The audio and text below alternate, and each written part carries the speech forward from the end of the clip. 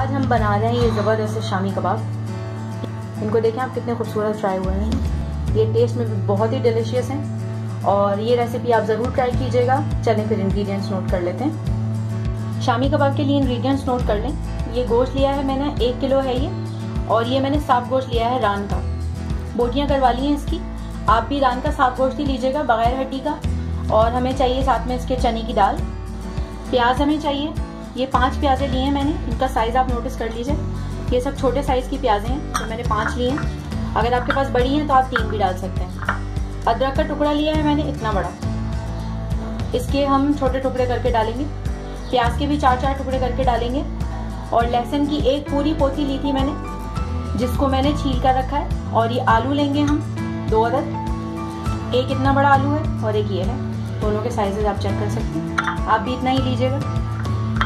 और हमें चाहिए जीरा, काली मिर्चें, लौंगे, बड़ी इलायची, नमक, साबुत मिर्चें।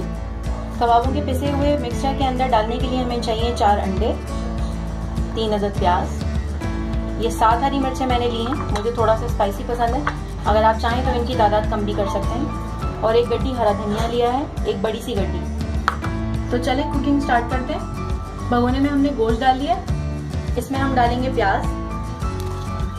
प्याज के छोटे टुकड़े कर लिए थे मैंने, जितनी मैंने आपको दिखाई थी। अदरक डालेंगे, लहसुन, नमक, बड़ी इलायची, लौंगे, जीरा,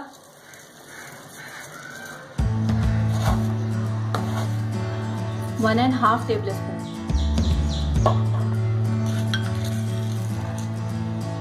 काली मिर्चें, 1 टेबल स्पून।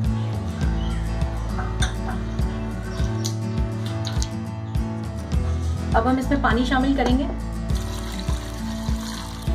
इसमें पानी शामिल कर दिया है मैंने, 4 गिलास पानी। और इतना ही पानी आपको भी डालना है, आप ये नोटिस कर लीजिए। अब हम इसका चूल्हा जला देंगे।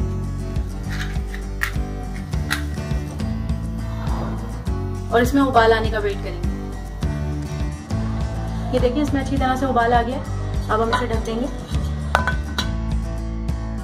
और गोश्त गल जाने तक हम इसको पकाएंगे। जैसे ही गोश्त गलेगा हम चने की दाल के अंदर पानी डाल के इसको सोक करने के लिए रख देंगे, ताकि 1 घंटे तक ये चने की दाल भीग जाए। 1 घंटा हो गया है। अब हम गलावट चेक कर लेते हैं गोश्त की।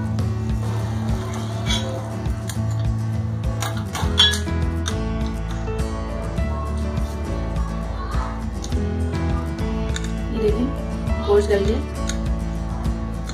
अब हम इसके अंदर चने की दाल डालेंगे।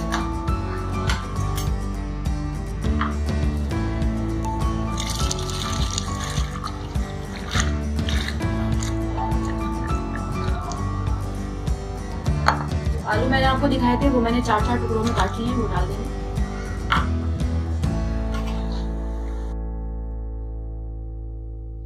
ये देखें, मजीद पानी डालने की इसके अंदर जरूरत नहीं है। पानी हमें इसमें इतना ही रखना है कि दाल डूब जाए। इसी स्टेज पे मैंने इसके अंदर ये तकरीबन 50 अदद साबुत मिर्ची भी शामिल की हैं। अब हम इसका चूल्हा तेज करेंगे और इसमें उबाल आने का वेट करेंगे। जब इसमें उबाल आ जाएगा तो इसका पानी इतना खुश्क कर लेंगे कि हमें चने की दाल नजर आने लगे। उस स्टेज पे फिर हम इसको ढक देंगे और चने की दाल को अच्छी तरह से गलाएंगे। ये देखिए ये दाल का पानी खुश्क हो गया। आपको इसमें पानी अभी नजर आ रहा होगा। ये देखें, इसी तरह आपने भी इतना पानी खुश्क करके फिर इसको ढक देना है। इसे आप ढक देंगे।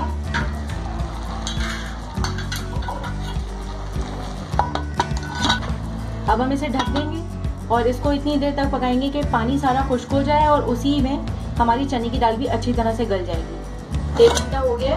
अब हम इसको चेक करते हैं। हमारी चने की दाल ये देखें गल गई है और आलू भी हमारे गल गए। ये देखें, और हमारा सारा पानी भी खुश्क हो चुका। ये बिल्कुल परफेक्ट रेशो रहा जो हमने लिया था 4 गिलास पानी का। इसमें हमारा गोश्त भी गल गया, चने की दाल भी गल गई और इसमें पानी भी गल गया। अब हम अपना चूल्हा बंद कर देंगे और अब हम इसको पीसेंगे चॉपर के अंदर। चॉपराइज कर लेंगे इस पूरे के पूरे मसाले को।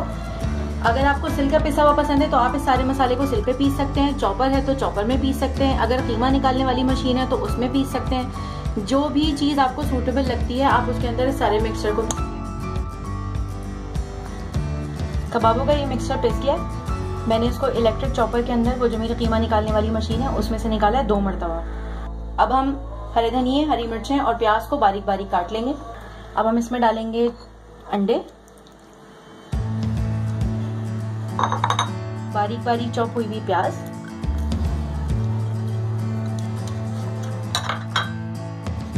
और हरा धनिया, हरी मिर्चें जो मैंने बारीक चॉप कर लिया।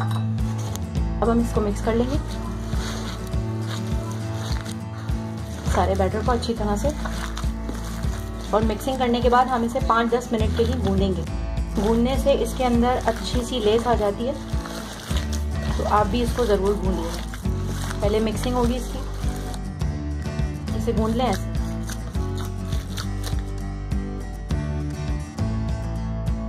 अच्छी तरह से इसको भूनना है हमें। इस स्टेज के ऊपर आप इसको चेक ज़रूर कीजिएगा टेस्ट करके कि आपके टेस्ट के अकॉर्डिंग इसमें कोई चेंजेस तो नहीं करनी है आपको, जैसे नमक ज़्यादा करना हो या मिर्च ज़्यादा करनी हो, तो आप इस स्टेज पे इसको टेस्ट कर सकते हैं, चेक कर सकते हैं, ताकि जो भी चेंजेस करनी है आप अभी कर लें। टिक्कियाँ बनाने के बाद अगर कोई चीज़ हमें पता चले कि नमक कम रह जाता है या मिर्च कम रह जाती है, तो फिर उस वक्त हम हेल्पलेस हो जाते हैं, हम कुछ भी नहीं कर सकते। ये देखें 5 मिनट हो गए मुझे इसको भूनते हुए। इसकी स्टेट चेक करें, ये देखिए अब नीचे से बिल्कुल गुंदावा निकल रहा है, आटे की तरह, जैसे आटा एक साथ जमा हो जाता है, बिल्कुल इसी तरह। अब हम इसकी टिक्कियाँ बनाएंगे।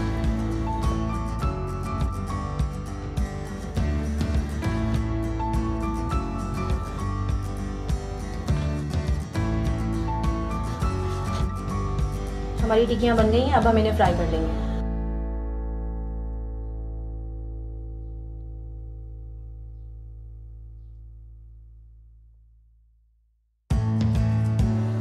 और ये हमारे शामी कबाब तैयार हैं। ये देखें कितने खूबसूरत फ्राई हुए हैं। आप भी इस रेसिपी को ज़रूर ट्राई कीजिएगा, और अगर आपके शामी कबाब भी मेरे कबाबों जैसे बने तो मुझे कमेंट करके ज़रूर बताइएगा।